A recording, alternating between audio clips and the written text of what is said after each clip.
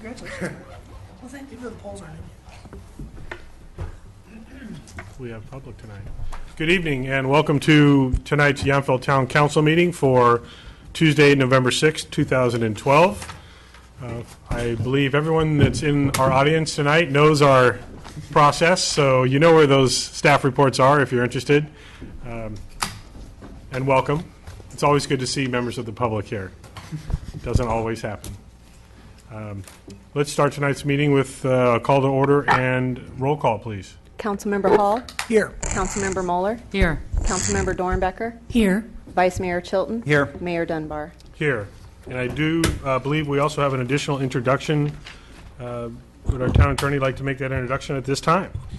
Yes, thank you very much, Mr. Mayor, members of the Town Council. It's my pleasure this evening to introduce the newest member of the law firm of Alvarez, Glassman, Colvin. The newest member will be up here in the Napa County on a permanent basis, holding down the fort for us here in our Yountville office. And she comes with a wealth of experience, has a license to practice not only in the state of California, but also the state of Washington. It's my pleasure and privilege to introduce our newest member, Alyssa Wickstrom. Hi, Alyssa. Yeah, if you could maybe just step on up to the podium so those watching around the world can see you. And welcome. Thank you very much, Mayor. Look forward to having you as part of our team. Thank you so much, and hello, Yountville. Thanks. With that, if you could all please join me in the Pledge of Allegiance. I pledge allegiance to the flag of the United States of America and to the republic for which it stands, one nation, under God, indivisible, with liberty and justice for all. That seems especially appropriate on this election day. Hopefully everyone has been able to get out and vote. If not, there is still a little bit of time left.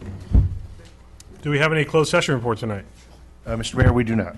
Thank you. Let's move on to, we are going to now recess for a brief couple minutes to assume the Yountville Finance Authority and the special meeting.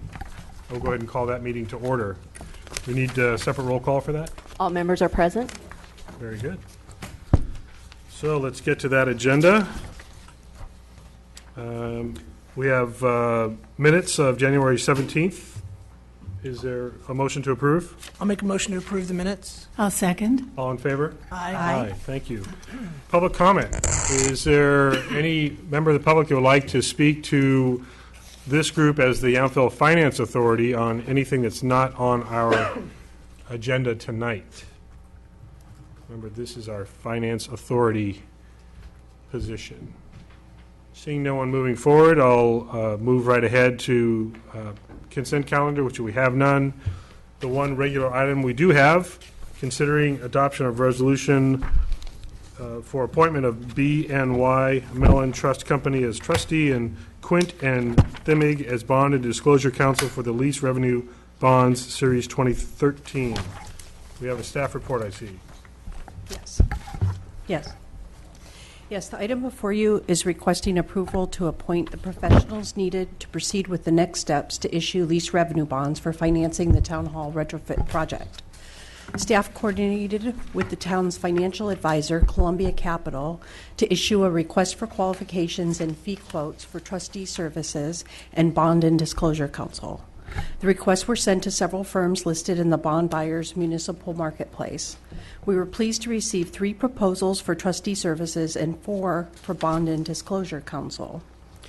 On October 29, staff met with the Finance Ad Hoc Committee, minus Councilmember Hall, who was ill, but we did bring him up to speed later, and the financial advisor to review and discuss the proposals and bring forth this recommendation for appointment of BNY Mellon Trust as trustee. This firm offered a significantly lower cost than other proposals, and the town currently has a working relationship with BNY San Francisco, as they are the trust agent for the 2008 lease revenue bonds. And for bond and disclosure counsel, we recommend appointing Quint and Thimig, also known as QT, based on the very favorable recommendations we received from the cities of Mill Valley and Fremont. It's important to note they will also issue what is referred to as a 10b5 opinion as to the accuracy of the official statement, and they offered a discounted fee if appointed for the dual role of bond and disclosure counsel. So we're recommending that they do both. We also discussed with the ad hoc committee the method of sale for the bonds, and we're recommending the Finance Authority pursue a competitive sale, which generally will provide the best pricing offered in the market on a given day. If market conditions do not appear favorable on the day of sale, the Finance Authority can always revert back to a negotiated sale at that time. So additionally, as we go through this process, we're fine-tuning the details, and the final amount, terms, and projects to be financed continue to be a point of discussion with both our financial advisor and our Finance Ad Hoc Committee. So given the favorable interest rates available, the town's general fund and the town's general fund revenue stream, staff does want to bring forth a more detailed discussion regarding the possibility of financing a second priority project. And in the staff report, we mentioned Madison and Yount Street resurfacing and sewer line replacement. At the time we wrote the staff report, we had a very initial preliminary planning estimate of $600,000 to $700,000. But since then, the Public Works engineering staff have provided a more detailed preliminary cost estimate of $1,250,000 for that project, which would include $900,000 for the street resurfacing and $350,000 for the sewer line replacement. So staff have been working with the financial advisor and ad hoc committee to refine project cost estimates and financing scenarios, and the team will continue to work on this over the next several weeks before bringing back the final options for review and approval. But I just did want to communicate that to the board. So in conclusion, we ask that you approve the resolution appointing the trustee and bond and disclosure counsel, and approve that we continue to move forward with the steps necessary for a competitive sale of bonds. I'll invite either of our ad hoc members to add to that. Vice Mayor, if you'd like to start. Thank you, Kathleen. Yeah, thank you, Kathleen. What I want to really kind of highlight is kind of distilling down what the action is today, because Kathleen brought up several issues, and just to make sure it's clear, because, for example, I think the pricing that you talked about for Madison Street, Right. updated pricing hasn't even been discussed by the Finance Subcommittee. Today is simply the bond counsel, which puts together the legal documents and essentially the prospectus for the bond. And then the, what's Bank of New York Mellon? The trust Trustee. company? Trust Yeah. This continues to not commit us to any bond financing, doesn't commit us to any amount, does not commit us to go forward, does not commit us to expending any funds whatsoever. Does not commit us to a competitive sale or a negotiated sale or et cetera. What it simply does is provide the town with the ability to work with legal counsel that will be paid out of bond proceeds if it goes forward. If it does not go forward, I'm speaking correctly, there is no cost at this time through this action. Is that correct? There could be some with the bond counsel. There could be some, I mean, if, But we're what not I would talking- say from a fundamental standpoint, that's correct. If there's a certain point where cost and we back away from a commitment at a point a commitment's made, then there may be a time and materials cost. So I just want to, there was a lot discussed there, and if we look at the total legal fees that is on the very back of this,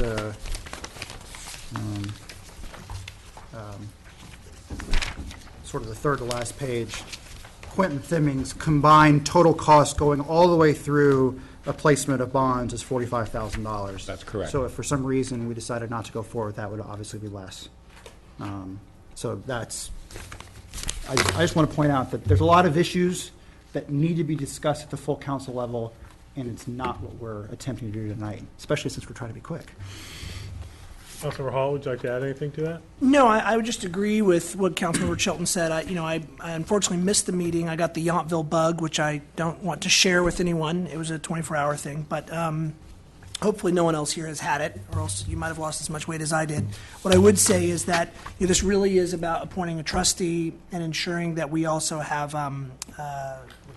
the bond council appropriately designated. I think, in hindsight, what we've really done is we feel very good with the references that we've gotten, and we've also, again, focused on being cost conscious with regards to the entire process. It's not as if we have an unlimited source of funds to draw from. It may feel like that, but we really want to do this as cost efficiently as possible. It is somewhat of a commoditized market, but the market is still strong, and I would just encourage us to continue to take this step forward so that we can continue this process. Thank you. I'll invite any members of the public to comment on this now, since we have heard the staff report and the ad hoc committee supplemental report. So is anyone from the public interested in speaking on this? I will take that as a no and bring it back for further council discussion or action. Is there further discussion?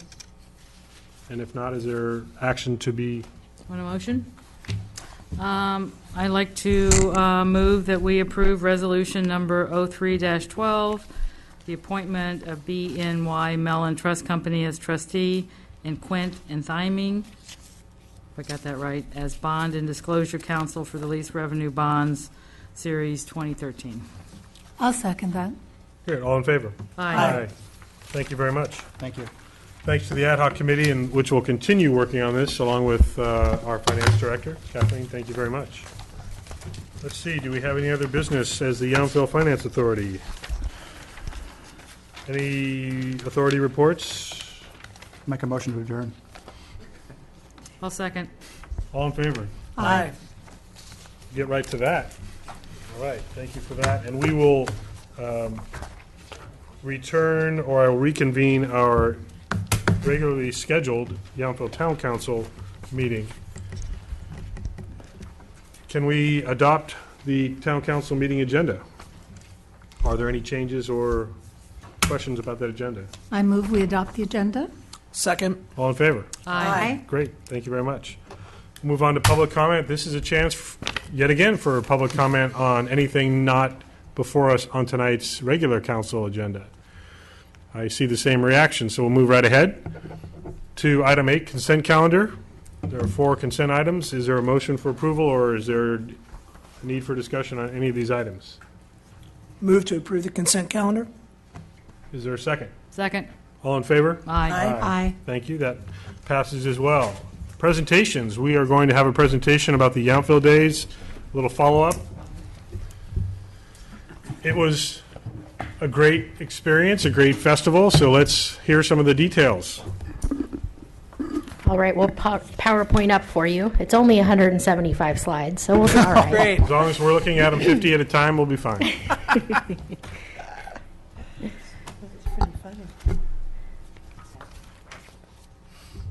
Maybe. There we go. Thank you, Bob.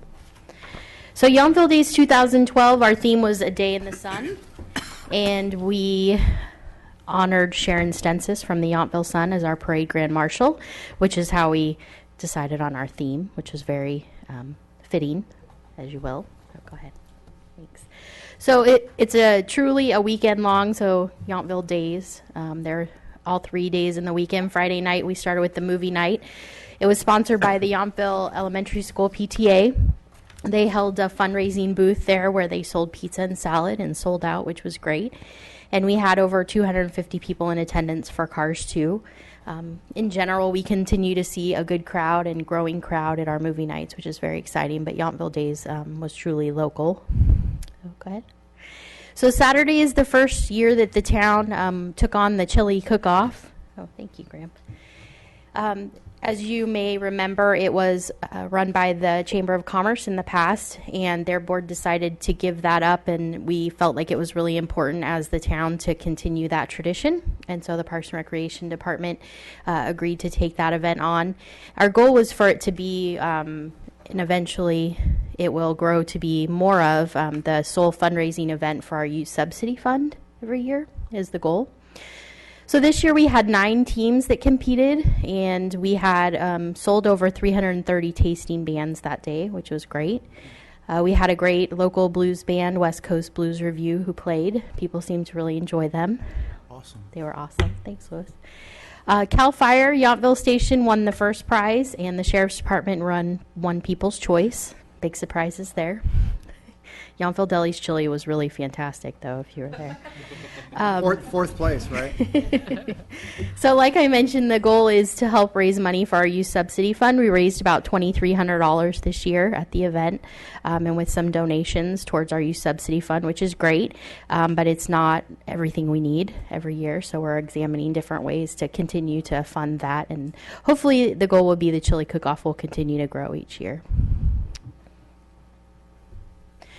So, of course, Sunday is the big parade. Like I said, we honored Sharon Stensis. We had 40 parade entries, which is over 550 individuals that you have to get to walk in a line. But we had a really smooth year this year. We estimated about 2,500 spectators along the route. And we had some new entries this year, which was great. We had the Bathing Beauties, a new group of horsewomen from Napa, if you remember, if you got to see the parade. They were outfitted and their horses had floaties. It was really entertaining. The Napa Valley, or Napa Hoopers, which is a group, as you can see there on the bottom picture, a group of hula hooping women who actually gather in parks all around the Napa Valley to practice on the weekends. And also Napa Valley Ballet. They were new to the parade as well. But all in all, it was very smooth. So festival, we had a new band this year, the Time Bandits, which I got a lot of great feedback on as well. We also offered a silent auction this year, which was different and was a great fundraiser. We are trying to continue the theme of more music, less raffle. We pay quite a bit for these bands, and we want them to have as much stage time as possible. So we're transitioning away from reading off raffle numbers and doing that a different way. We did have some food vendor changes this year, which caused a little bit of controversy.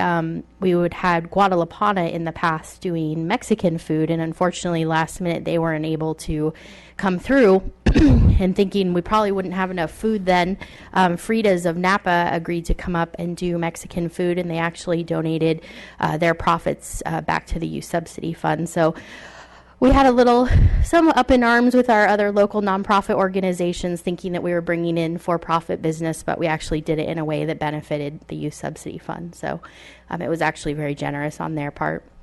And we also had Ben and Jerry's there, who also donated a part of their proceeds back to the youth subsidy fund. So it's nice. You have to have enough food for everybody, so we have to kind of think on our feet a little bit.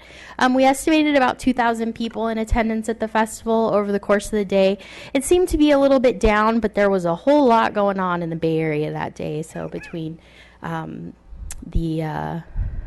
it was Fleet Week, and then we also had the America's Cup going on, and concerts and games and all kinds of stuff. So we thought it was a little bit down from years past. We could not do this event without our volunteers.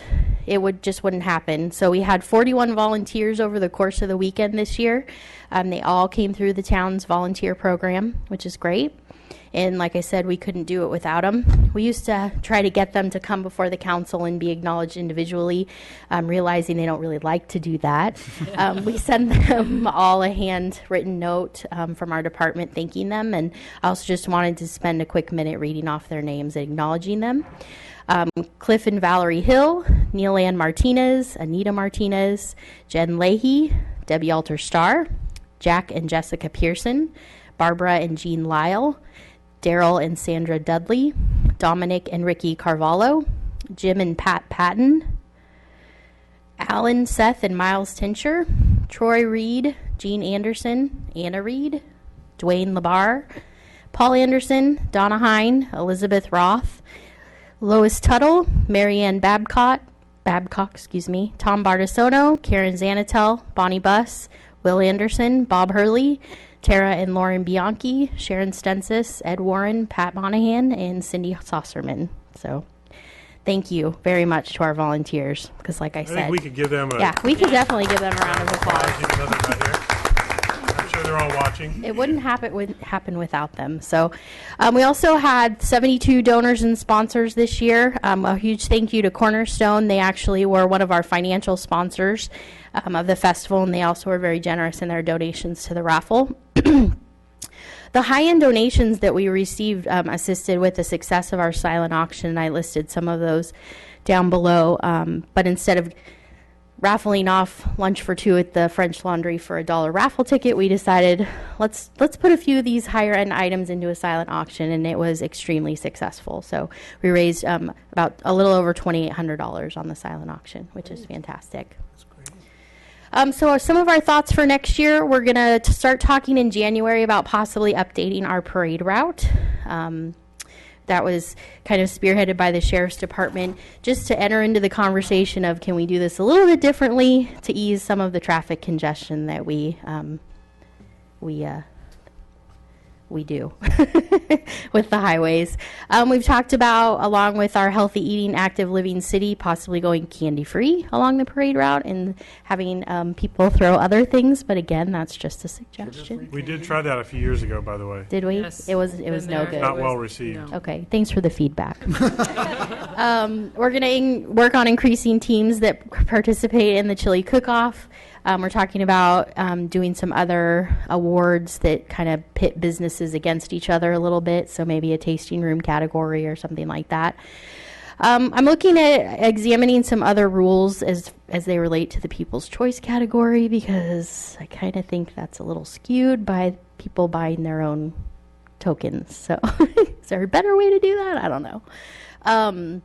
So we're also looking with Graham at other options to replace the pea gravel at the park. So that's something on our list, because I think that might prohibit some of our residents who are in wheelchairs or other items to having the best possible time they can at the festival. So we're looking at that. And as always, we try to get more Veterans Home residents to the festival. So I think they come out to see the parade, but we don't see a lot of them at the park. So how can we create a better link there? So that's kind of always on our agenda. But that is my report. It was a fantastic year. I can honestly say my third Yountville Days went very smoothly, the smoothest we've had. And it just gets better. So thank you. Any comments from council? Thank you, Sam, and thank you for your department. You do a great job in this town. We just cannot believe how much we ask of our residents, and they come through. So thank you to them. Sure. Vice Mayor? Just a couple comments. First of all, I think I said it to you on the day, but the chili cook-off just the organization of it was really, really good. I mean, you guys really had everything planned out well, so thank you. I kind of feel funny. Here we are in a national election with big things in the balance, and I'm going to bring up, why can't we have beans in the chili? The thing that I hear from everybody is, why are the rules set that you can't have beans in the chili? And I just think it's Yountville. We should write our own rules and have that. I know you can make them, but nobody's going to make two. No. Can we think about... Some people did make two. It was really odd. Crazy. But Can you think about just we can think about blowing it that. up? I think that we are not like a nationally sanctioned chili cook-off, Exactly. of which I did research, and it's kind of ridiculous. It's crazy. But we can look at making up our own rules. I agree. I don't really enjoy chili without beans, but I don't know. To me, it's supposed to... It's hard to cook. You have such a short cooking time, too, that it's hard if people wanted to cook beans from dry to through. But we can talk about different options. Maybe we'll have a chili cook-off subcommittee to formulate great. some There you go. rules. Never mind. Vice Mayor has Nominate. volunteered. Strike that from the record. I did not bring that up. A bean added option. And then not an option. I don't want to have to deal with two. The other thing I want to say, and you brought it up, was the only thing that didn't seem to go perfectly on Sunday was the food vendor controversy. Yeah. And I understand the perspective of what happened on your all side, and I know that some people were really, I'm sure you heard it, really upset about it. So I think just early for next year to make sure we keep people engaged in that and get some of these groups coming back, that we just need to reset kind of what happened last year and what we're doing in the future to because and then people look at it as a way to really raise some money for local nonprofits, which is good.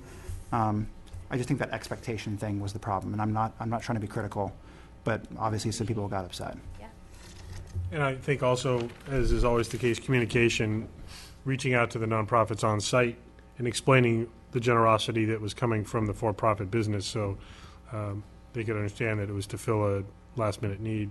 The only other feedback I wanted to give that was emailed to me from a visitor, and I do think that we need to keep on top of this, is this person said he received very bad a very bad experience with traffic control and being told there was no access to his hotel or restaurant where he was dining. It sounded like if his account was accurate, he got really bad information from those that were monitoring the street closures. So if that's accurate, we need to just make sure that everyone that's standing around at Madison and the other access points knows what the answer is when asked, how do I get around, how do I get into town? Because there was always at least one way to get into town. But he said he was told he could not get into the middle of town for 2 hours. So clearly that wasn't the case. But if we need to provide maps for everyone that's at those blockades, whatever it might be, something for the Vice Mayor's ad hoc committee to address moving forward. Thank you. But overall, very, very good weekend. We are going to move on before the Vice Mayor has any time to rebut. Before anybody tries to start a committee. Maybe I should second it. Item 10, public hearings. We do not have a public hearing this evening, so we're going to move on to item 11, the first of our two administrative regular items. Let's see, approving an allocation of $645,000 in general fund unassigned fund balance. A good problem to have. We'll see what we can do about it. Yes. So the report presented before you this evening is our fiscal year-end financial report for 2011-12. And this is in advance of the CAFR, which will be coming to you on December 4th. So I'm just going to go through a few highlights in the report. And looking at general fund revenue, we did very well overall in our general fund revenue. We came in at a total of $8,125,000, and that exceeded our budget by $747,000. And some of the highlights that I'd just like to point out included property taxes, which were over budget by about $82,000, and that's primarily due to a $76,000 check that we received for excess ERAF. And I know we talk about every year how that's one-time revenue, we cannot count on it, and we still need to keep that in our mind that that could go away at any time. Sales tax really did well this year. We budgeted $895. That was a revised projection at mid-year, and we came in end of year at $934,000, so we were 4% over budget. And really that's a success of our businesses, our restaurants, our wine tasting rooms, and our retail shops continue to do very well. Then the biggest number on the page, of course, is our TOT. And we initially started the year with a budget, a very conservative budget of $3.8 million. We adjusted it to $4.65 million, but we did end the year with $5 million in TOT, and that was an increase of 25% from 2010-11. And that's mainly because it was the first full year with the additional rooms at Hotel Yountville. And then we also saw an increase in occupancy overall for the year from 68% to 72%. And a big driver were the room rates. Overall room rates for the year were up from prior year, $321 in 10-11 to average room rate for the year of $353. So it was a great increase. We know we can't sustain those same types of increases going forward, but we're hoping that we can maintain the $5 million, and we would be happy to do so. Licenses and permits, we had more activity than we had initially planned with some projects that came through during the year. So we had more in licenses and permits we'd initially budgeted. We were over by $50,000 from our budget projection.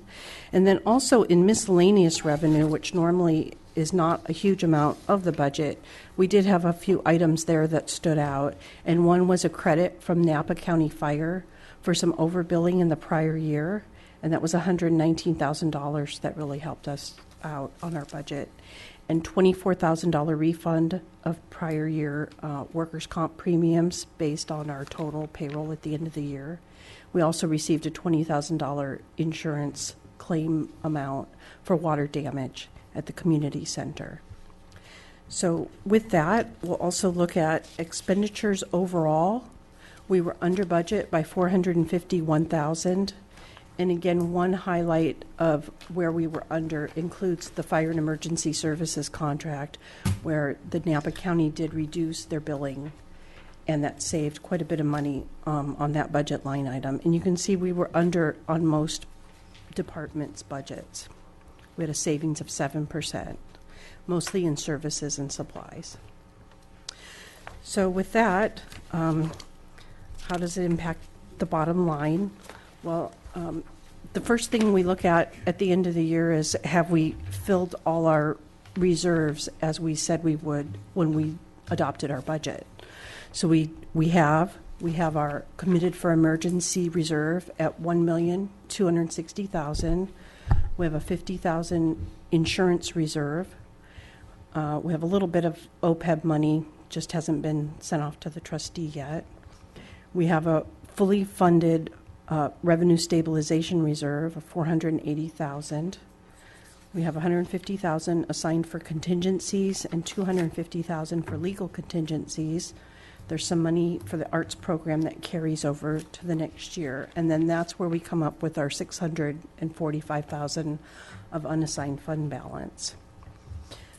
So what staff did was we looked at where we're at and what we think the council's priorities are, and we're making a recommendation which you can accept or change as you determine to be appropriate.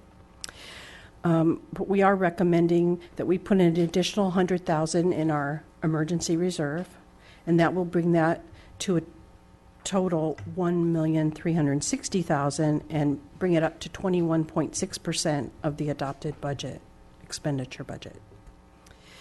We're recommending an additional $165,000 to the OPEB trust fund, and that number brings us up to $322,840, which is just slightly above the annual required contribution as calculated by the town's actuary.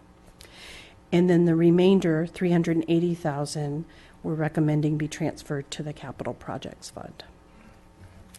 So I would just like to quickly go through the other funds. The capital projects fund, I'm not going to spend a lot of time on this, but you can see where we've spent on projects during the year. We spent a total of $715,000. Some of those projects carry over to next year. Some of those we're putting aside some money for future projects. And the capital projects fund ended the year with a fund balance of $1,685,000. And of that, $454,500 has been loaned out to other funds. And I would also like to highlight the utility enterprises, because this is our first full year with our rate increases. And so I tried to provide just a little more detail of where we're standing there. The water operating fund, you can see that we did end the year with a net operating loss of $22,000, but that's a huge improvement from prior year when we had an operating loss of $147,000. So the rate increases are very much helping us get out of the deficit situation we've been in for the last several years. The water operating fund did have to borrow $220,000 from the drought reserve for cash flow, and that'll be paid back starting this December.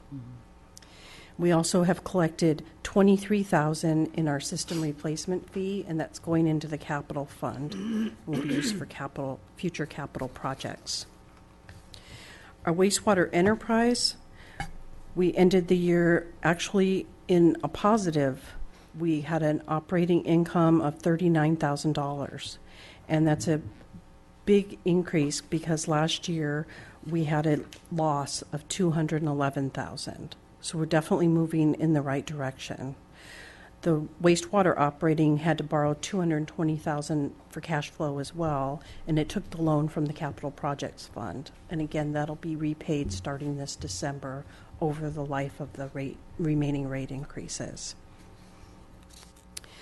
The treatment plant capital fund, you can see we expended $326,000 on projects there. And we're challenged in the treatment fund. We've used all our available resources, and we're currently working with the state to secure the revolving loan that's needed to work on the recycled water expansion project, which is mandated by the state for our permit requirements. And then lastly, we collected system replacement fees for wastewater totaling $79,500, and those are split evenly between our collection system and our treatment capital funds. So that is a brief summary, and you do have a resolution before you for consideration allocating the unassigned fund balance, and I'm happy to answer any questions that you may have. Thank you very much for that update report. Questions about the report? Councilmember Mueller? Yeah, I need some more information about the OPEB trust fund. Personally, I'd like to see, I just haven't really seen a report that I personally can understand yet, so you're going to have to probably dummy it down. But I was surprised to see that, well, maybe you can just explain. We are currently funding at a rate of 8%, and it's escalated over time. But then it says that if we add the 165, it's going to meet the actuary requirement. And that surprised me. So, Well, the how much do actuarial, we have? Where are we going? Why would this be needed versus our other escalation? And where is it going to get to us? It's just, I just don't have enough information. well, the actuarial report determined the total liability and then set an annual required contribution amount based on I believe, a 30-year amortization of the liability. And that was budgeted. Should be 50%. Well, the 8% is what we determined would be our funding policy during the year. Right. That's 8% of salaries that we're going to just factor into all the Right. salary budgets Right. and put aside. So this is considering adding the additional amount that would be needed to fully fund the, what we call the annual required Well, contribution. so then I guess my question really comes down, like, great, we have an excess here, and then we could meet a requirement. What if we didn't have that excess? I mean, would it have just slipped through the cracks and we wouldn't have had the money? Let me try to, you have the, GASB is an advisory policy. The town has never fully funded what is considered the ARC. The council has adopted a policy, as the finance director was alluding to, that our contribution will be that 8%. You've also, it's an internal payroll rate that we're paying, and you incrementally, under our policy, it goes to 9% next year, and it goes to 10%. And then the council has historically, at this time of the year, evaluated whether our financial position allowed us to make an additional contribution.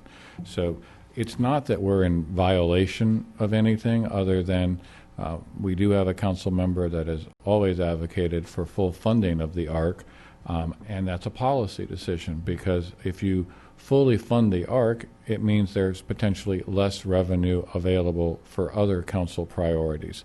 And that's really what this is. In this particular case, in your current policy, you evaluate at year end. So you're making a very positive contribution annually. We exceed our pay as we go, so we're always putting something positive into the irrevocable trust. But this will be the first time that technically we will have met what is considered the ARC full payment. Any additional questions, Councilmember Mueller? No more questions. Other questions, Councilmember Hall? Just a couple very brief ones. If I recall correctly, Kathleen, we had a percentage of the assigned revenue stabilization as a percentage of the total TOT or budgeted TOT, is that correct? Right, we said budgeted TOT. And what was that So percent? 4.8 million, so 10%. It was would Be the 10%. 480. Okay, but when I go But back. knowing that, we may need to going up. increase that going forward. Yeah, so it moves to 500,000. Got it. I just couldn't get the math to work on 4.65 to 480. Right. That's okay. Right. Okay. My next question is with regards to the expenses. So I see, and there's obviously a couple of what I would call one-time events in the expenses.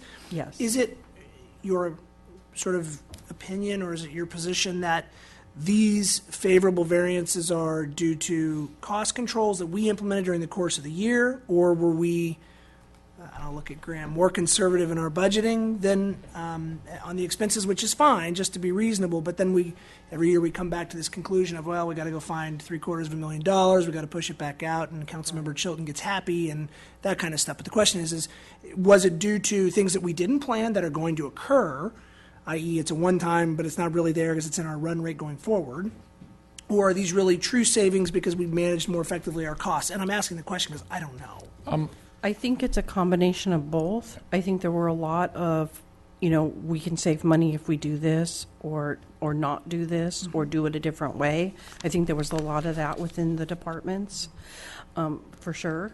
But then I think there's also maybe some one-time things that didn't get completely finished that might have carried over to next year's budget. That's what I want to be cognizant of. Right. Well, and I know the town manager's about to talk about the fire and emergency Well, I'm going to services. say, I think the short answer on that one is, there's three areas. One, operating departments, we try to stay fairly tight to our budget. So there may be some things and some strategies and some different deployments, or we defer something, but we do try to stay very tight. The biggest ticket item here is we did, as you all have been briefed before, find that there was a discrepancy in the method of payment and cost charged from the fire department. That is the lion's share of this particular, and that will not be going forward. I am fairly confident that we have the fire department billing procedure. That will also allow Kathleen and I to make an adjustment, though, in the actual cost. We will have to do an estimate based on that trending, but it will have a potential impact when we put together the budget next year.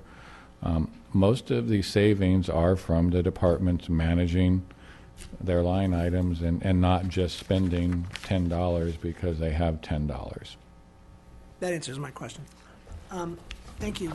And then I would just make a comment that, so both for the water operating and the wastewater enterprise funds, we did borrow $220,000 for each of those funds for cash flow purposes, but it appears we'll begin that process of paying it back this December. Yes. Okay. That's what I read. I just want to confirm. Thank you. Other questions? Councilmember Dornbecker? Actually, my question was about the fire and emergency services overpayment. Now, I thought that we had and that was for 2010, 2011, right? $119,000.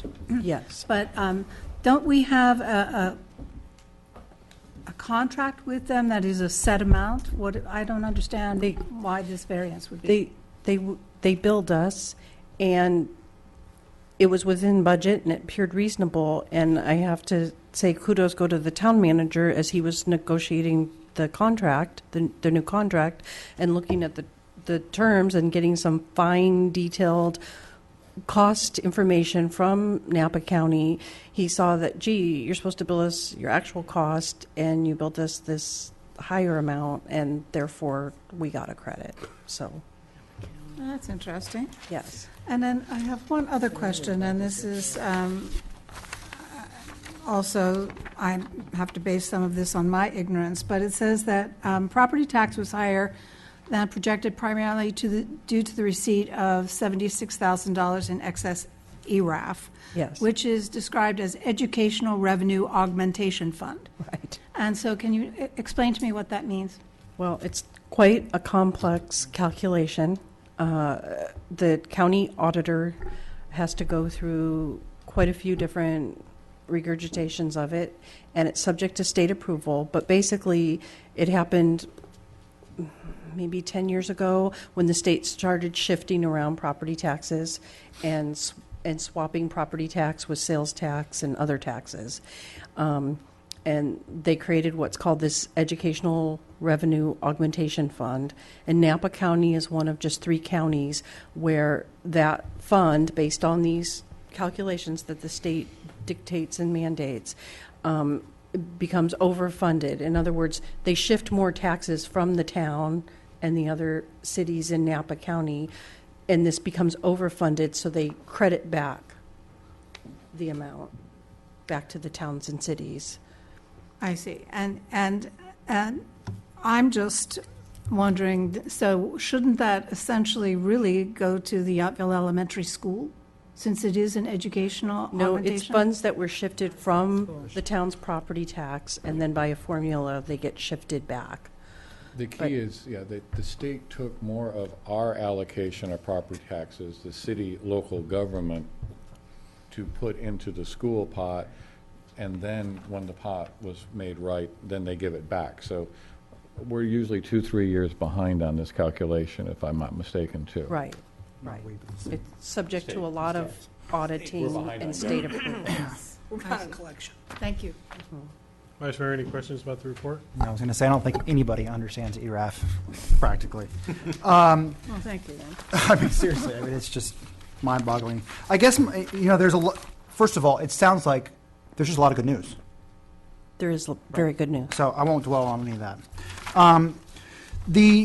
I was trying to understand in your allocation recommendations why, because the emergency reserve fund that you're talking about is not the TOT stabilization fund. It's different. That's correct. Why bring it to over the 20%? I mean, I want to know the thought process.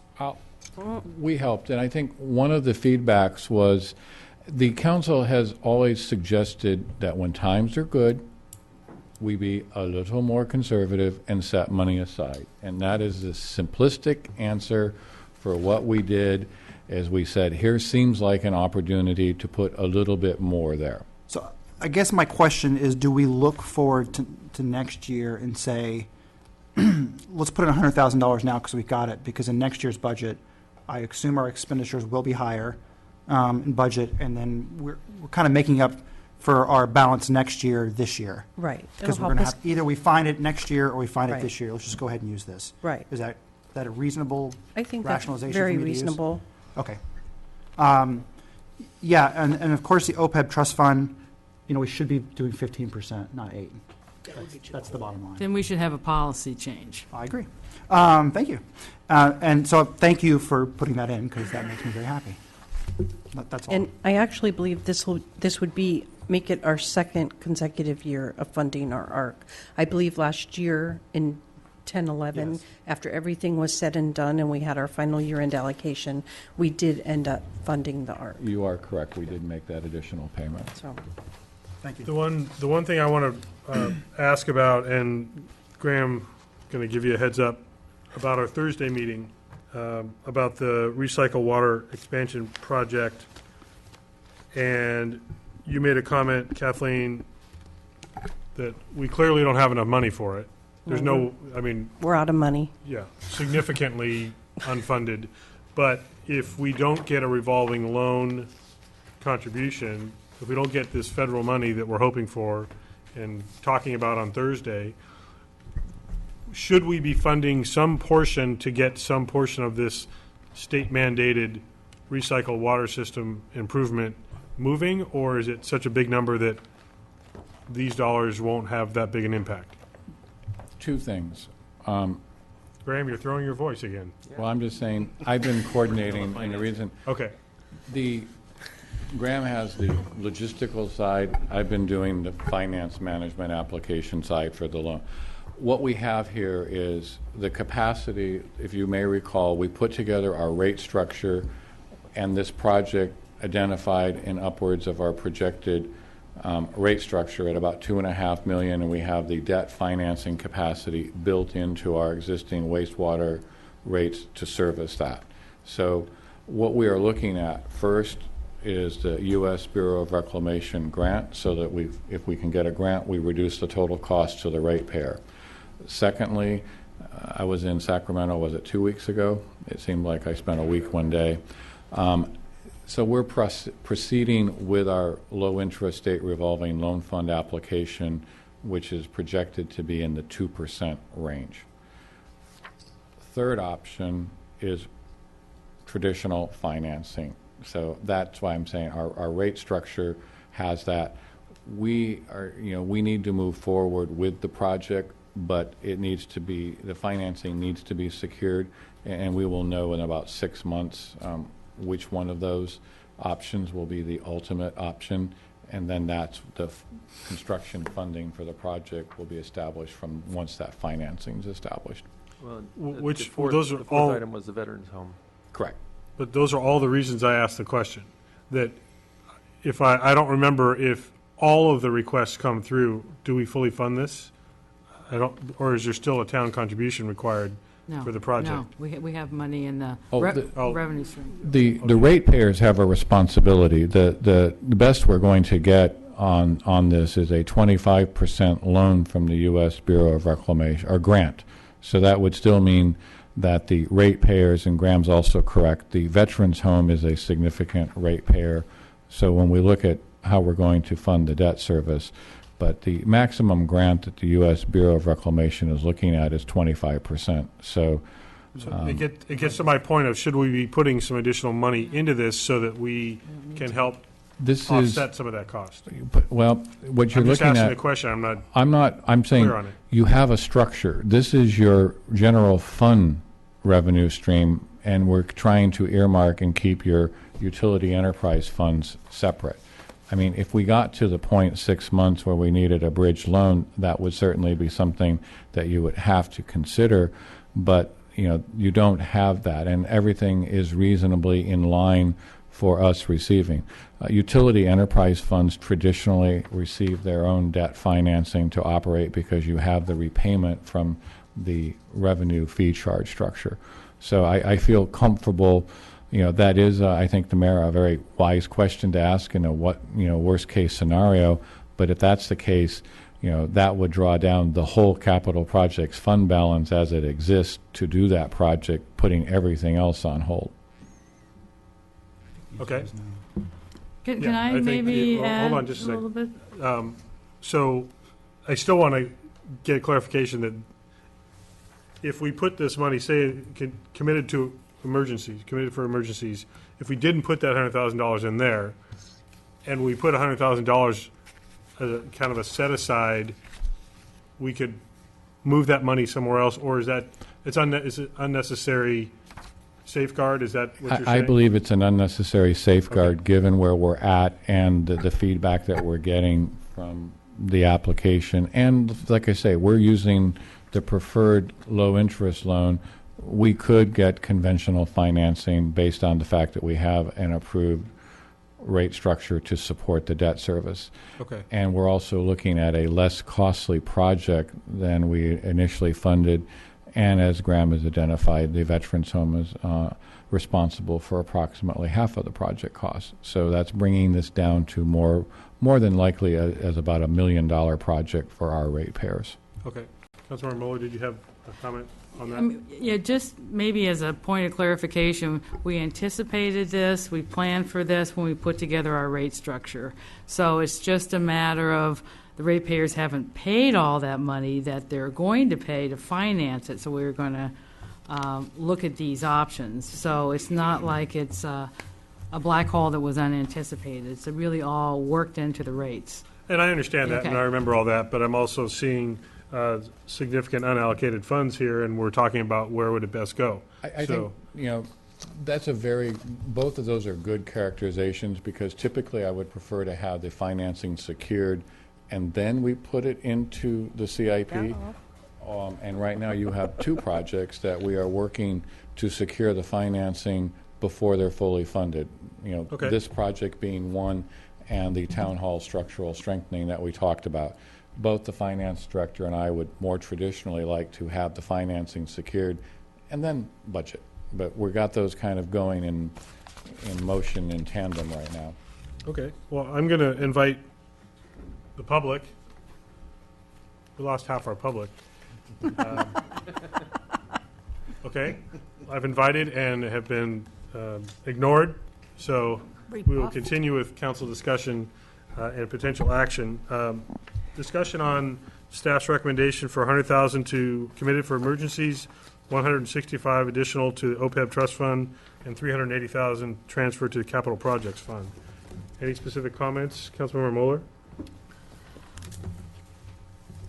Well, first, Councilmember Chilton, Vice Mayor Chilton, thank you. That's what I was trying to think of.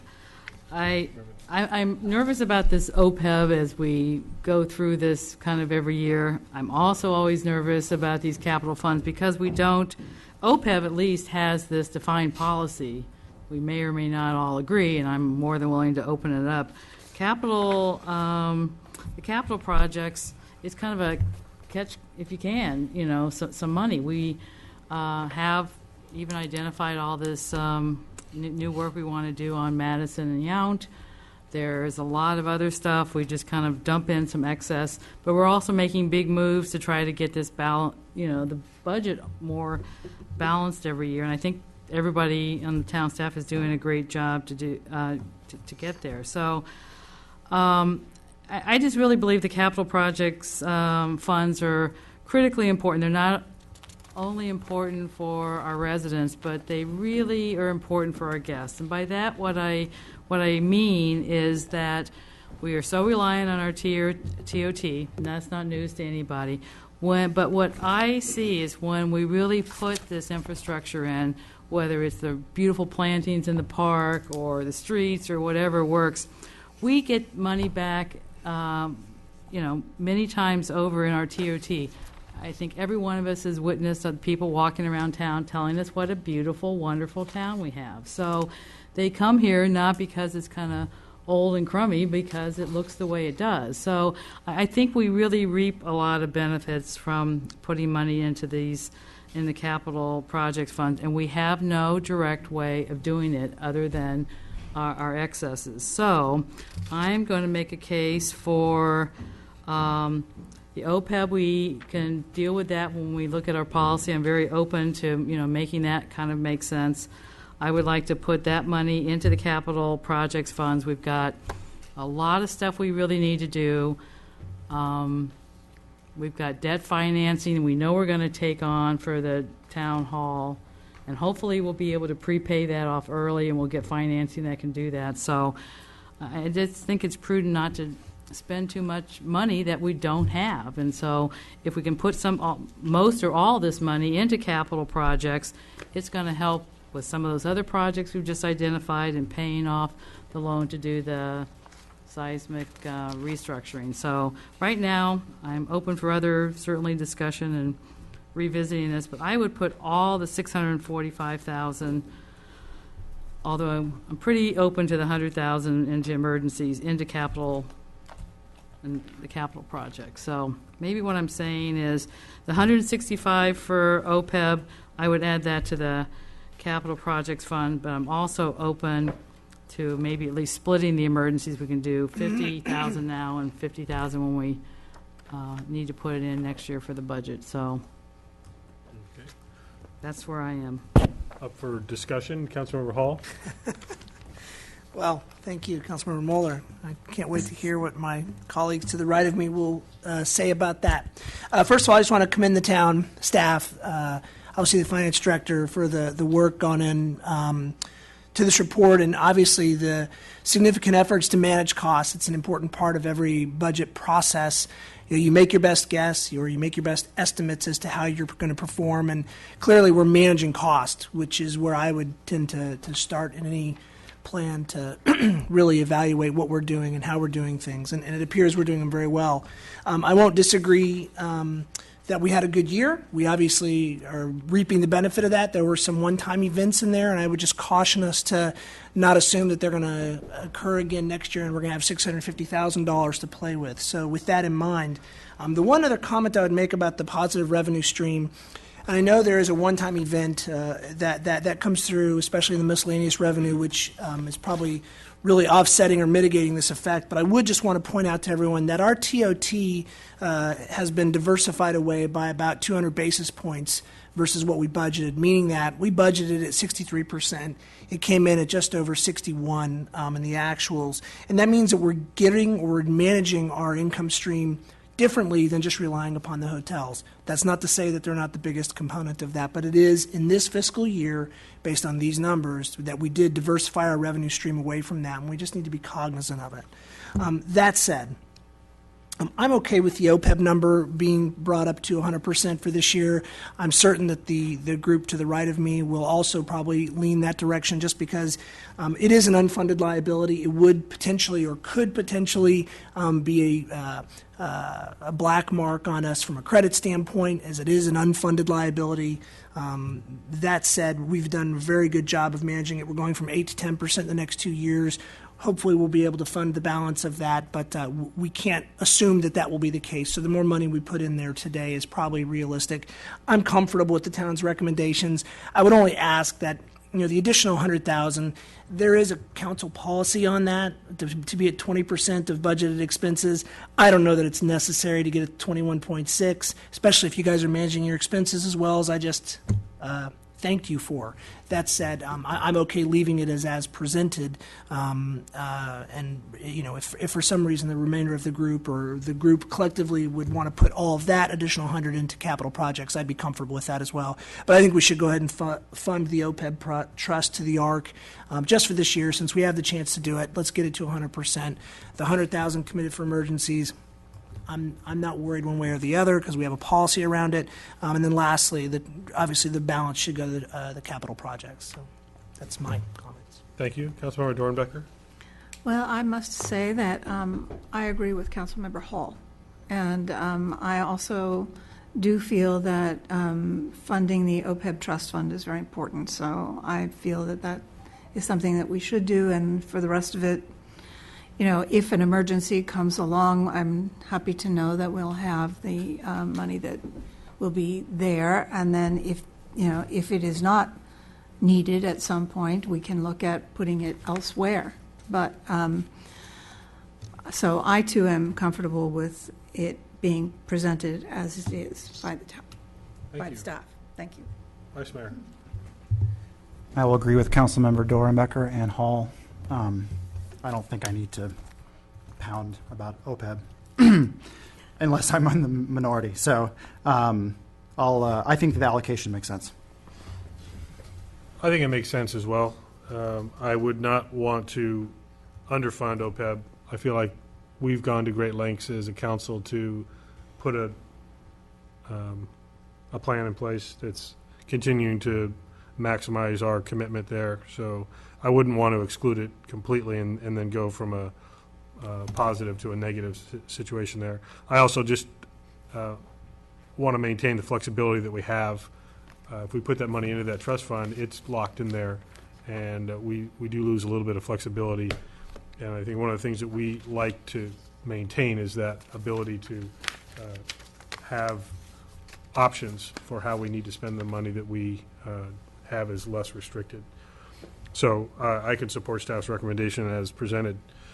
Is there action, motion to be had to that effect? I'll make a motion to approve the allocation of $645,000 general fund unassigned fund balances as stated in the staff report for $100,000 committed for emergencies, $165,000 to the OPEB trust, and $380,000 or the balance to the transfer of capital projects fund. I'll second. All in favor? Aye. That's unanimous. Yes. Thank you very much. Kathleen, again, thank you. Good job. Very good review. It's always good when you send us these reports with positive numbers. And we'll never expect a town attorney budget to come under budget ever again. This is like the world is spinning out of control. It's not Christmas. Good job, Barney. We have two lawyers here tonight, so I know we're not doing well on it. So We're going to move ahead to our discussion about paperless agenda implementation. Staff report, please. Thank you, Mayor. The staff report for paperless agenda was previously presented to council on October 2nd, and council asked several staff to follow up on several questions, which include the amount of memory actually required, an update for the return on investment, the device replacement schedule.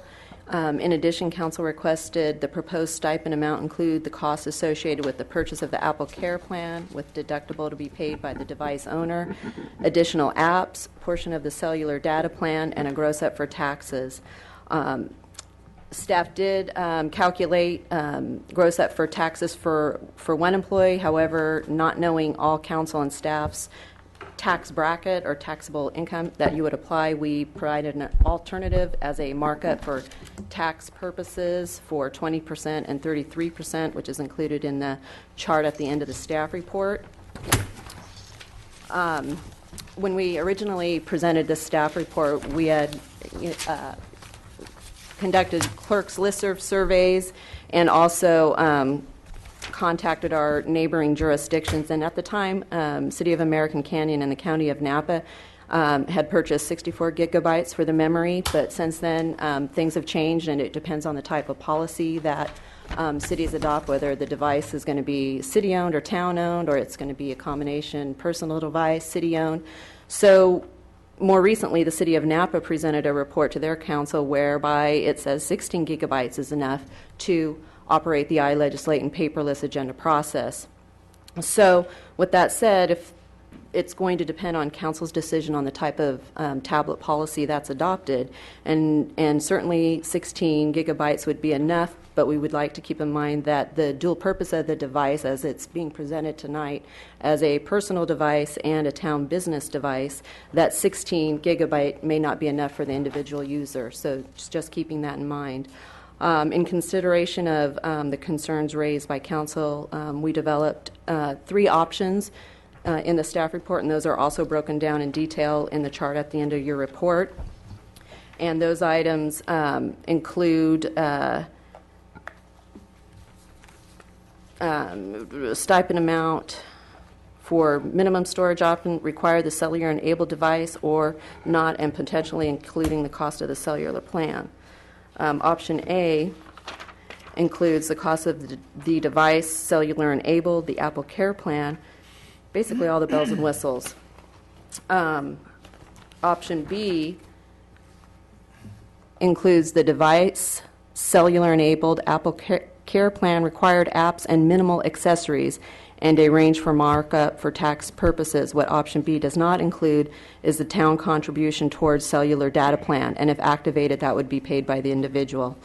Option C includes cost of device, Wi-Fi only, Apple Care plan, required apps, minimal accessories, and a range for markup for tax purposes. Option C does not include cellular-enabled and does not include cellular data plan, and these options are not available for add-on to the device at a later date. Council could allow a hybrid of the 3 options provided above, which could allow a minimum gigabyte memory amount, but allow the user to upgrade and have that cost difference be paid by the actual user.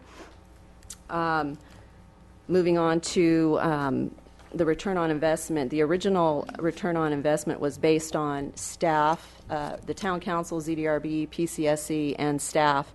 We modified that implementation just to include management team and the town council, and then evaluate that process and introduce adding ZDRB and PCSC at an upcoming budget hearing and determine whether or not the return on investment would be appropriate to include those bodies. And with the adjusted amount, the current estimated annual cost to produce the packet is $13,657, and the corresponding staff time for the admin assistant fully loaded rate is $4,320 for an annual total of $17,977. So the estimated ROI for the first year is $5,061, and the second and third year is $6,886. for a total over 3 years of $18,883. The council originally budgeted $18,000 for implementation of the paperless agenda process. So if an option, pardon? I'm sorry. So if the option selected by council exceeds that amount, staff would need to return to council for a budget adjustment at the mid-year budget review. I have one request for an amendment to the iPad policy on page 2 for requested apps to include iLegislate as a required app. That is the actual annotation application that is part of our Granicus contract. So that would be required initially. The others could be alternate choices if users find them easier to use or different or more functional, and that will be, dependent on the user and their comfort level. But iLegislate does come with Granicus. Our Granicus upgrade. So with that, that concludes my staff report, and I'm asking that council select one of the options or a hybrid of that, and with those options selected, we would need to insert those into the resolution and then update the amount in the policy. And Julie and I are here to answer any questions. Okay. Questions? Councilmember Dornbecker? Any questions? No? Other questions here? Vice Mayor? My quick question is, the numbers you were giving on the budget, that's not just for the town council, is it? Is that the budget amount for, I assume, everybody, right? Not Yes, just us? Yes, not just you, right, Yep. correct, for the, yes. No, everything else is very clear, thank you. Councilmember Hall? I do have 2 questions. I don't know who to direct them to, so I'll start. Both try. So I know we budgeted 18K. Are there any options? And how many are we proposing, or would we be proposing? 14, right? Okay, so there are no options where we would be able to meet, well, I guess that's not entirely true. The only option, let me ask the question. Are there any options where we would meet the budgeted amount for this particular project? Is it the 16 gig option C? Is that the only one? Mm-hmm. Is that staff's As well as the concurrence? original staff report recommendation option. Which Okay. was the Which is 975. basically the same number, kind of. Yeah. Ends up kind of ironically being back that way, yeah. Okay. Got it. That's my only question. You said you had 2 questions? I you have one. I don't have 2 now. I tabled it. Okay, if I remember correctly, reading back in this report, I thought I saw that there was concern from other cities you were looking at that 16 was not sufficient, given any potential growth in capacity needs. That is correct. The workshops that we have attended, the listserv feedback that we have received, all recommended the 64 gig based on the fact that you cannot add memory to the device. Once you get it, that's what you have. And you know, consulting with our own IT staff, and truthfully, it depends on who you're talking to and their use, their personal individual use. Would 16 gig be adequate for just council meetings? Probably so. But being that these are going to be a personal device for the user to avoid the conflicts that we've spoken of in the staff report as well, you know, any personal work and whatnot, that alleviates that issue. We want it to be robust enough for the user to also be able to use it fully as a personal device. So that's why we outlined, you know, the different options for each set of memory, the 16 being the least, 64, 32 being the mid-range. But that is based on the research and the homework that we did, the 64 gig was the standard. Okay. The town clerk mentioned something that we may want to suggest, which is that you determine a threshold for, and I'm just going to be hypothetical, she referred to it as the hybrid model, but it could be that we determine that 16 is sufficient for the town's business. You have a discussion on whether you want cellular enabled or Wi-Fi only. You establish a dollar value, and then instead of having everybody have to do just the minimum, if somebody wants more memory, they want a cellular enabled device, we would allow them to purchase that, coordinate that, but the value of the stipend would be based at that minimum threshold. So that is a little more flexibility in the policy than we originally had talked about, where we had kind of premised everything would be the same. But there is a risk there, as that we pointed out, that the user, because you have to make that cellular enabled or not, and that memory decision up front. And we are looking at a 3-year term. So folks are looking at, the device, and if you look at your stipend that way, you really, while it's paid up front, you're divvying it up over 3 years in terms of the value. So, Well, does staff believe that all of your needs could be met with something under 64 gigs in terms of whatever PowerPoint presentations you may receive or need to give, large reports that are brought in from outside? I mean, Yeah.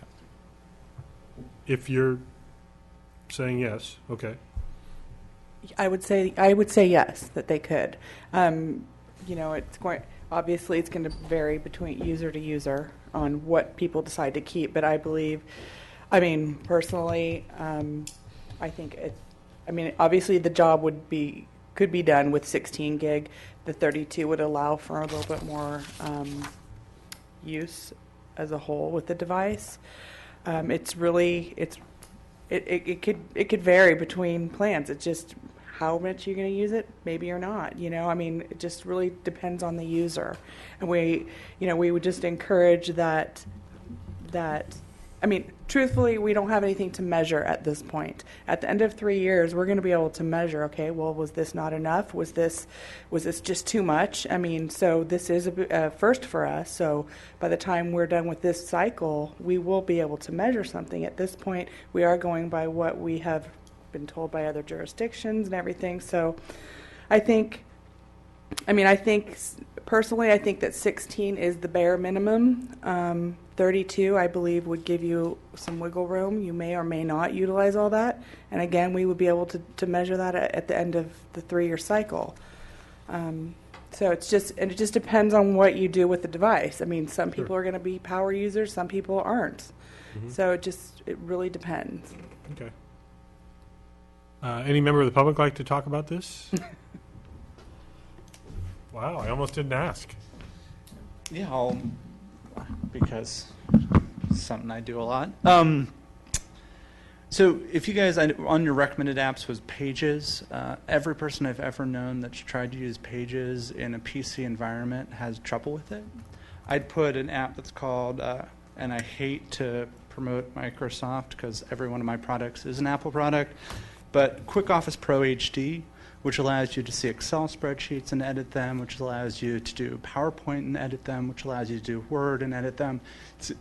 Looking around at all the laptops, unless you're planning on replacing all of those, I'd recommend something like that as opposed to Pages. Excellent. Thank you. Appreciate That's that. all. And Rob, do you have any feedback on the memory capacity or the cellular data and how prevalent Wi-Fi might be versus needing a data plan to function out in the real world?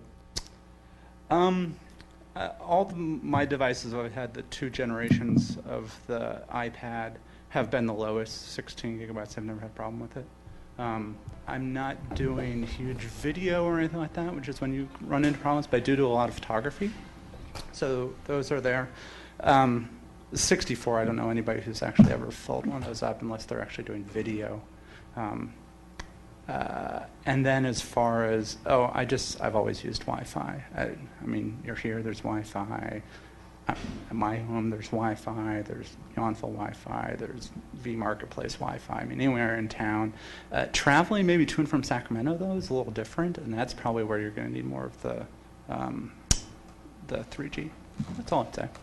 Great. Thanks for your Thanks. insights. I'll bring it back for additional council discussion and hopeful action. Are there opinions? Maybe we can kind of cut to this chase. Is there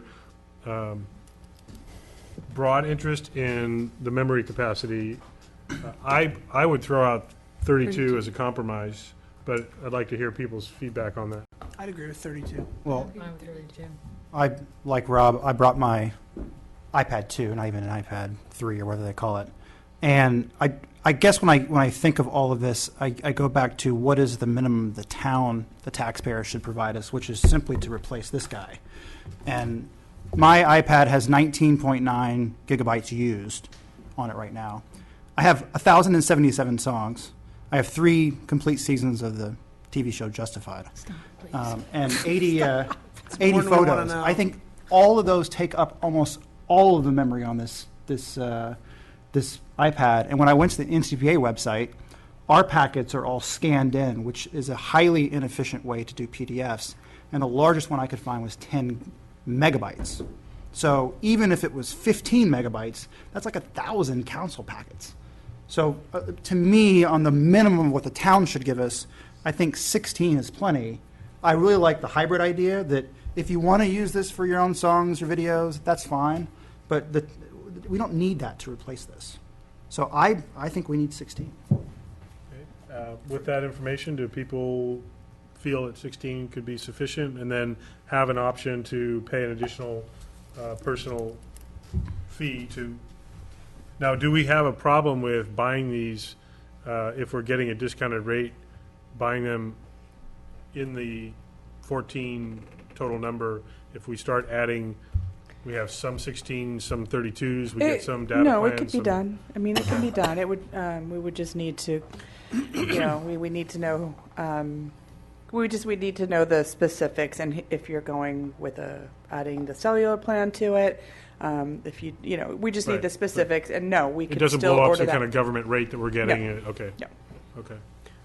I'll just make one comment to Councilmember Chilton's, only that being the sole buyer of technology at the company where I work, we typically never undersource something for the purposes of the fact that your data needs will grow as you use the tool or the resource. I'm not disavowing what you just indicated about what the town's requirement might be at 16 gigabytes for documents, presentations, as pointed out with certain app tools you might be able to acquire. But I've never in my professional life, which seems to take over everything else I do, I've never undersourced a resource or a tool like this and felt good about it, because it just costs more money to replace it sooner. And we cannot predict exactly how we'll be using these tools going down the road. That said, we're talking about a $100 difference between a 16 and a 32 gigabyte machine. Over 3 years. Over 3 years, precisely. Thank you, Mayor. That's my comment to it. So is there consensus on the memory capacity? Initially, I threw out 32. 32. Vice Mayor? I recommending favor 16. 32. I think overall my comments are generally, this first pass, yes, we might be spending more than we need, but if we don't spend it, how are we going to know if we, really needed it or not? And I think this is kind of the time to probably buy maybe something a little bit more than the minimum. Let's get our data, as Julie really pointed out. Let's see who uses what and how we use it. We're going to be a lot smarter going down the road. And every time I bought any of these devices, I bought the fastest and the biggest, whatever I could get. I do think 32 is sufficient. I looked a lot at the Apple website, and they said unless you're running video games, you don't need the 64. So I'm kind of going with that opinion. So I think 32 is where I'm going to come down. I'm getting a majority saying 32 is sufficient for our baseline, is what I'm hearing. Councilmember Dornbecker, did you have another comment about that? No. Okay, I'm trying to piece this bit together. So we want to talk cellular plan or no cellular plan. If you want to start off that Yes, conversation. I'm a believer in the cellular plan, because in traveling and sitting at airports, and unless they offer Wi-Fi, which a lot of them do not, or if I'm in the car driving to Sacramento, I'd like to be able to continue working. I work all the time, so I'd like to be able to continue to work, so I would want that. Okay. Any differing opinion about that, or is there a consensus about data plan being a part of this? Well, Vice Mayor? I don't dispute its usefulness. I just don't think it's necessary to replace this. So I don't favor that. Right, and I'm going to agree with Councilmember Chilton, unusually so, on this item. Sorry, Vice Mayor Chilton, I've done that now as well. In that, we can always download the data where we're at, where we have a wireless connection. It's saved to your device, and then you can take it. The data plan sounds great, but I don't think it's necessary per se. I'm going to disagree with that, knowing the number of times that I've been sitting at conferences that have either Wi-Fi if you pay for it, or no Wi-Fi given certain properties. What I don't want to see happen is that we put a policy in place that actually makes it difficult for a future council member. We're kind of basing this on our specifics and needs, but to make it more challenging for a future council member to get at least the minimum. And I don't think we should be restricting ourselves to the bare minimum of what we think we need today. I think we need to be projecting out over the next 2 to 3 years and what we anticipate needing. It would be a shame if we, as Councilmember Hall was saying, underbought these and found that they were inadequate. I think talking about $30 a year over 3 years type of difference is very reasonable to make sure that we're making a prudent choice here. So I would support the data plan along, and I guess we can vote on that when there's a motion, if there's some disagreement. Is there further discussion about the Well, I'm going to cellular? kind of split the difference here. I mean, I think I'm going to vote for cellular, because I think that if you don't put it in now, you'll never have it. If you get the cellular, the town does not have to pay for the data plan. That way, I'm willing to discuss, each person may want to activate it on their own and use it. You can use it, as Julie and I talked about, for a month if you need it, and then find out I really don't need it. You've got that option. So I would say cellular enabled is fine. Because you can always use your phone as a hotspot. So, but at least you've got that option if you really need that. But so I agree with cellular enabled, but I'm not sure paying for this data plan, because this data plan is $240 a year, not divided by 3. Correct? It says $10 a month times 24 months. Yeah, it's for 2 years. For 2 years. 2 years. For 2 years, okay. So $10 a month. But we can, even if we get one that's cellular enabled, we have options about whether we activate. We shouldn't have them Absolutely. all activated day one if we Absolutely. go You that don't way. have to, you are not bound by a contract. You can go in, sign up for it, and then if you choose that you don't want it the next month, I mean, you do need to have it for 30, it is a month.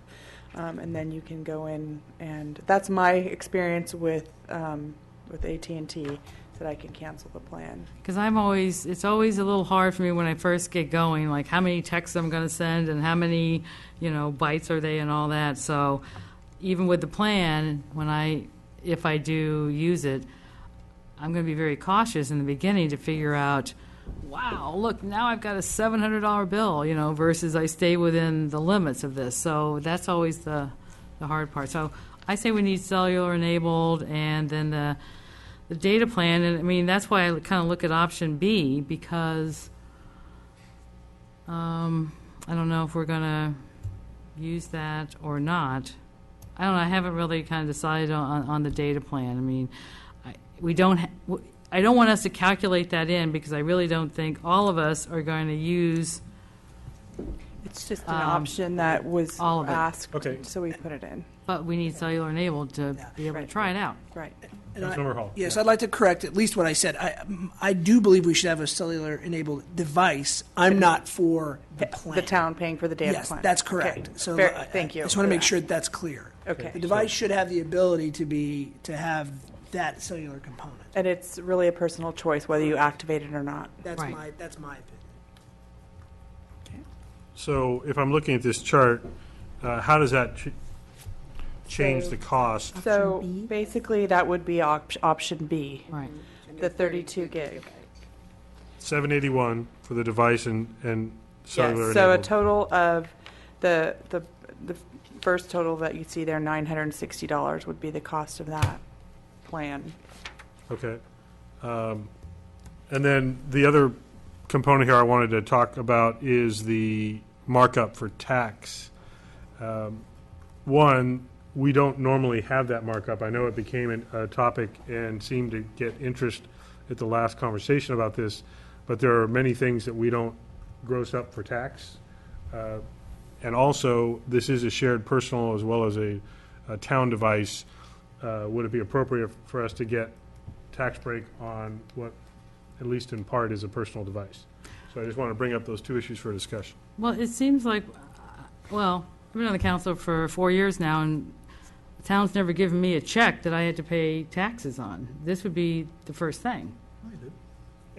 Well, paycheck. I mean, It's income. income, yes. This is income. This is income. Well, yeah, but then I have to, Pay tax on it. I have to pay tax on it, and I have to spend it for a designated thing. I can't take my $197 and go wild like I do. But the So- argument would be that if you already had an iPad, you could use it in place of that and not have to pay the tax on that income. That would be the argument. Well, if you already have an iPad, yes, you could do that. Okay. You didn't pay tax when you bought your first one. Now you're buying another one, you're going to pay tax on it. I'm the one who doesn't care about having tax issue at all. I could just ignore it and eat it myself. I mean, I'm really indifferent to it because you're not going to find an appropriate rate. So Vice Mayor? my concern when this was brought up was simply about if somebody, and we don't have to get into any of our rates or whether we can afford it or not, is if somebody is elected to the council at some point in the future, and then the town requires them to have some sort of a device, and they say, here's your $960 check, and by the way, you're going to have to pay tax on that $960, which yeah, you no, it's- can't necessarily afford. So I agree. I don't care about it myself, but I'm fortunate to be able to say that because it's basically saying I'm paying for part of that iPad. What I'm saying is that the rate markup or not is I'm indifferent to. Okay.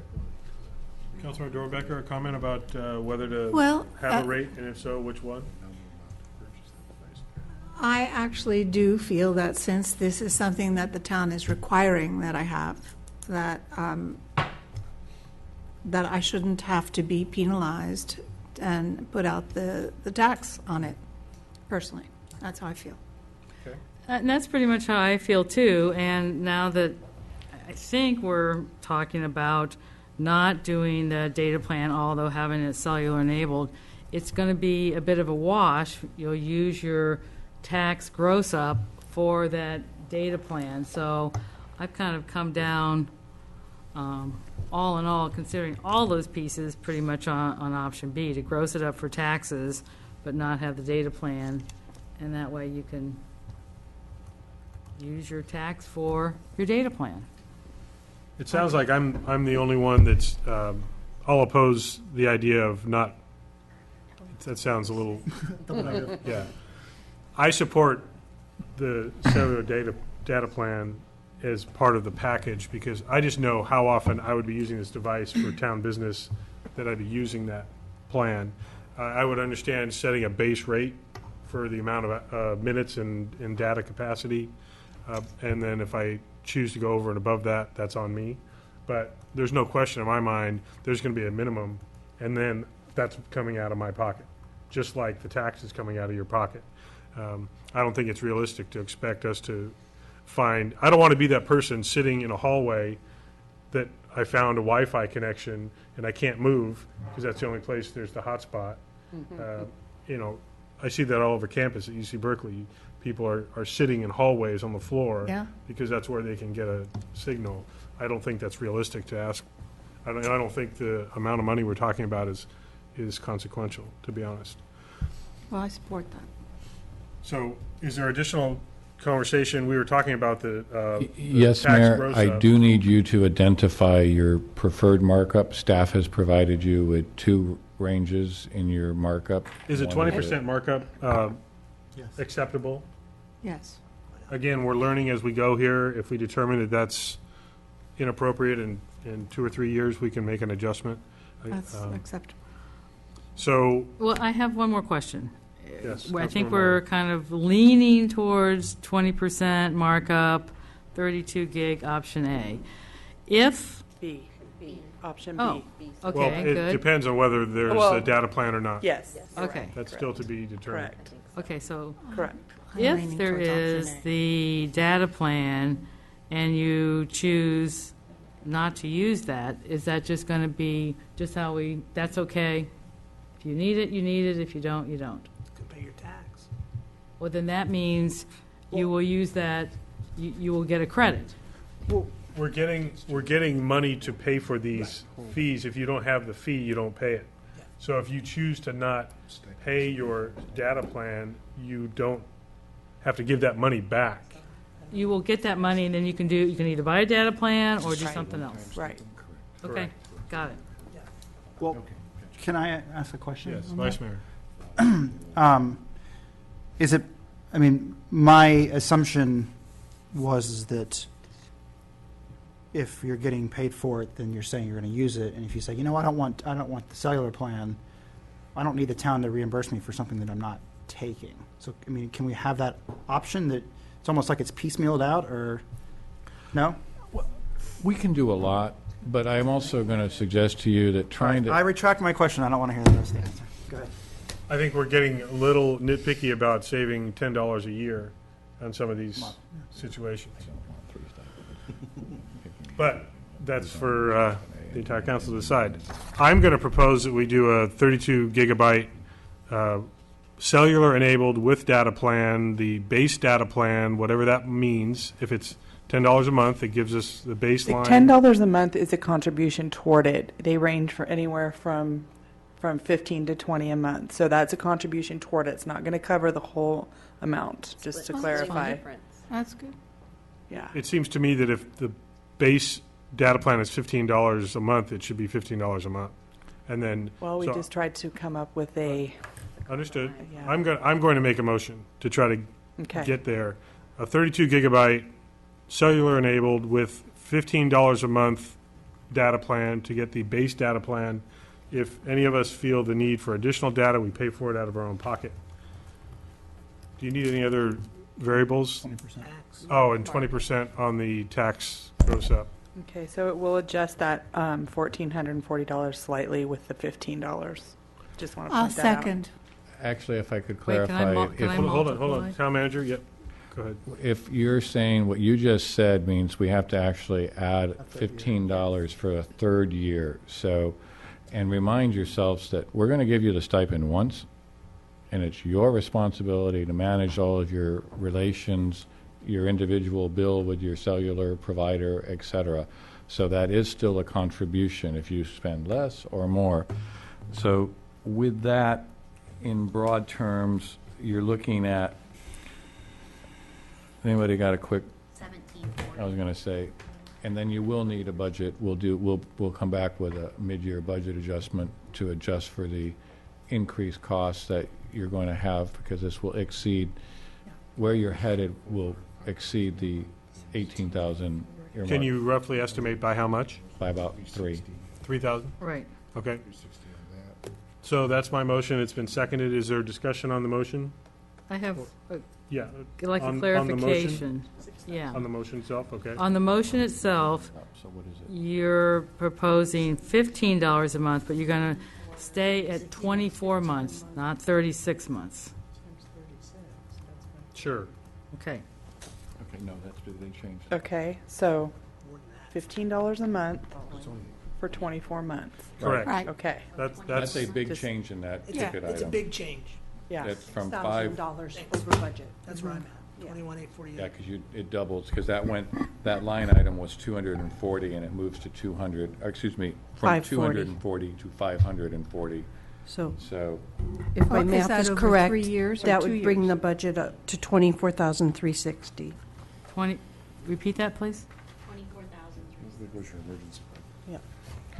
So that's with $15 a month for 2 years. 3. Well, that's, we were just saying that it's 2 Yeah. years because We'd stay with 2. we're proposing Motion's 24 2. months here, so I'm Right. saying, We did that as an illustration. We did that as a partial contribution, showing you what it would look like. You said that you wanted a $15 contribution. We're using a 3-year cycle. Okay. So the device, that's why I'm saying, to get you what you said, that's still my motion. That's why I'm saying- $15 a month for 3 years, the cycle of the device, 32 gigs, cellular enabled, 20% tax gross up, black, or I'll silver. second it. It's already been seconded, I'm just Oh, okay. I clarifying. just want, All right, that is got a it. $1,740 stipend that you are recommending. Okay, over 3 years for 14 council and staff. And there's been a motion that's been clarified, it's already seconded by Seconded. Councilmember And I'll Nordbecker. re-second it. And we've had discussion, so now I will call for a vote. All in favor of this? Aye. Aye. No? No. So that's 3-2, it does pass. So thank you for that spirited discussion. And do we know what the schedule is for the transition? Well, now that we have a plan, I will be hoping to move forward rather soon. So plan on hearing from me to get your, I will require, you have to make a choice, AT&T and Verizon, whether you use it or not, it's up to you. And I need to know your color preference. Okay, great. We'll work on Black that and white. offline. Yes.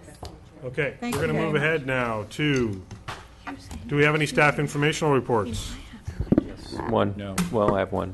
I just wanted to point out to the council, you may have read it in the Napa Valley Register, that Yountville is now tied with American Canyon on the payment condition index on our streets.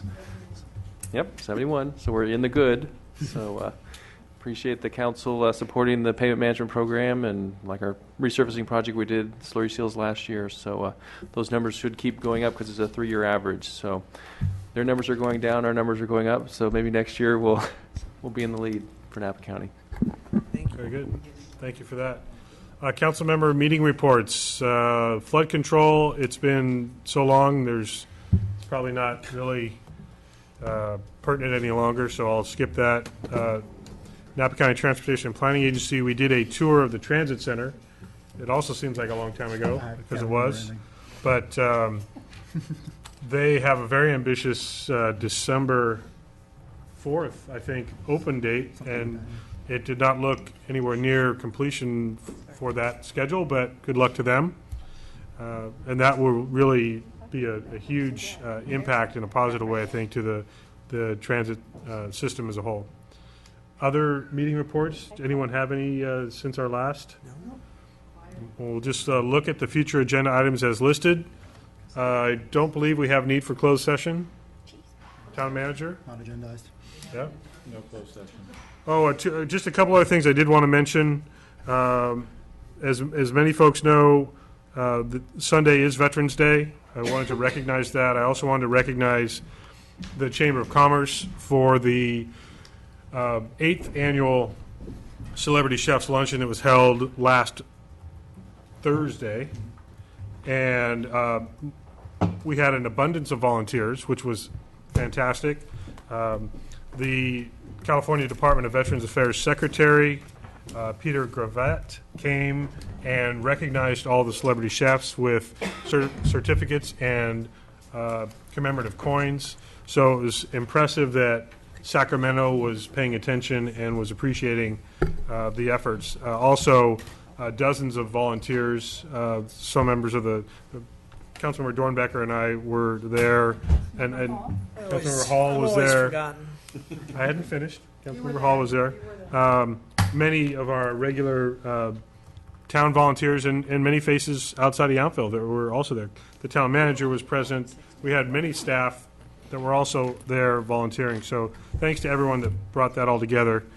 I also just wanted to remind folks the Napa Valley Film Festival is kicking off tomorrow. We will be having a special lights, camera, action event here at the community center tomorrow evening, 4:30, tomorrow afternoon. There are also hundreds of volunteers coming from Yountville and around the valley to bring this thing all together. Again, special recognition on Sunday. There will be a Veterans Day film series, some film shorts, as well as feature films, all based either directed by, produced by, or about veterans. So that'll be a special event. And I believe those are all free. Those will be at the Lincoln Theater Sunday throughout the day. So look for films here at the Yountville Community Center, at the Barrel Room, at Bellagio, and many other venues throughout the valley. So check those out. Any other comments? Other than, if you haven't already, you have maybe 15 minutes to vote. So make sure you do that and look for those returns. I'd just like to collectively, for all of us, thank everyone that's running for elected office here in Napa County and certainly at the state and national level as well. Thanks for stepping up, and hopefully those that win will do a fine job representing their communities. With that, I'll invite a motion to adjourn to our next regular meeting of November 20th. Move to adjourn. Second. I know we're all in favor. Aye. Thank you all very much.